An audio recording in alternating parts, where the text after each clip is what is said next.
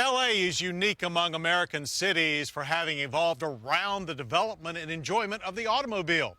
For decades, it's reigned as the fountainhead of customizing and hot rodding. But long before the automobile, and even before there was a state of California, the land was part of Mexico. So not surprisingly, as LA developed, so did a unique Mexican-American car culture. And that group of Americans created a customizer's wildest fantasy, the Lowrider.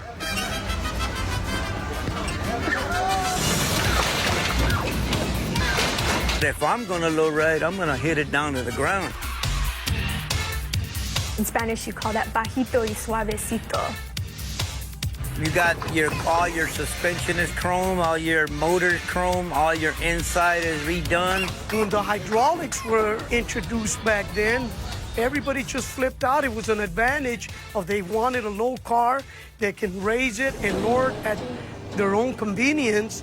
From the streets of LA to the hallowed halls of museums, lowriders are one of the most flamboyant and misunderstood expressions of America's love affair with the automobile.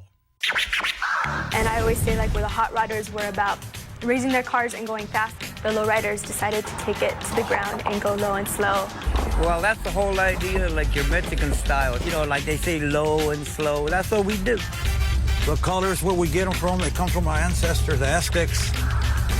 From the colors of the feathers, that's how we combine the colors of the automobiles. A lot of the symbols that are on the cars, they have significant meanings for their owners. Some of them choose Aztec symbols, some of them choose more urban symbols. This car is about a family, a Teran family in Tucson, Arizona. Represents my kids. I give them all the car. That's a picture of the car, mural of my wife's car and my car. Family is very important, the ties. Boy, I own this yellow truck. My boy owns that green one. My grandson owns that one. My other son owns that Lincoln. See, that's what I like about the club that we got here, because all these cars are hardworking kids.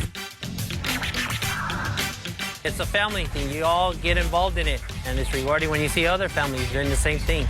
I started my kids. I have 3 children that I started them 5 years ago, building their lowrider bikes in original Stingrays.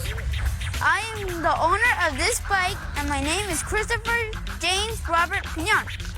Kids, they want to display their hobbies of bicycles, how to fix them up, just like the grown-ups like me fixing our cars. Some of LA's top lowrider bikes and cars were featured in a groundbreaking exhibit at the Peterson Museum. This impressive show went a long way toward shattering some of the cultural stereotypes and myths about lowriders.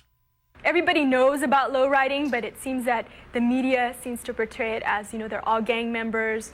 But these guys that have had lifelong, passions with their cars are top customizers, and they've never even been featured in, a museum like this, which is the Peterson Museum.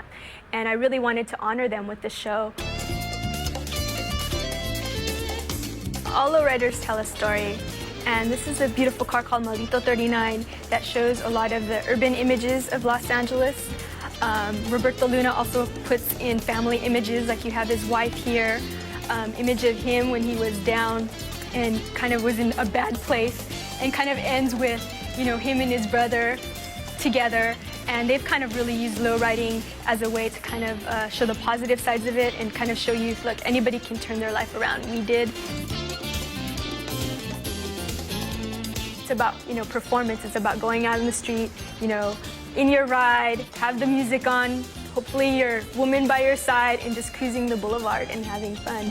To be a lowrider, to me, it's something you like doing, that it comes within yourself, it comes from the heart.